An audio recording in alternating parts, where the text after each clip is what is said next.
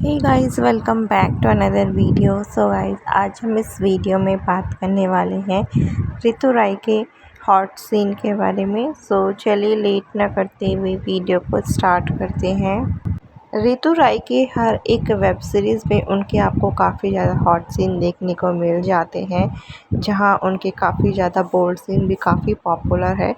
और यही वजह है कि उनकी back to back web series आती रहती है और ऑडियंस उनके हर एक वेब सीरीज़ की हॉट सीन के काफ़ी ज़्यादा आनंद लेते हैं।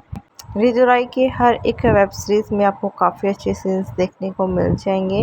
सो गाइज, इसे लेकर आप लोगों की क्या राय है, कमेंट करके आप लोग अपनी राय शेयर कर सकते हैं। साथ ही साथ आपको मेरे चैनल पर इसी तरह की वीडियोस देखने को मिलती रहती है।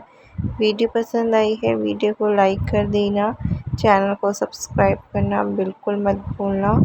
मिलते हैं फिर इसी तरह से नेक्स्ट वीडियो में। तब तक के लिए बाय एंड टेक केयर।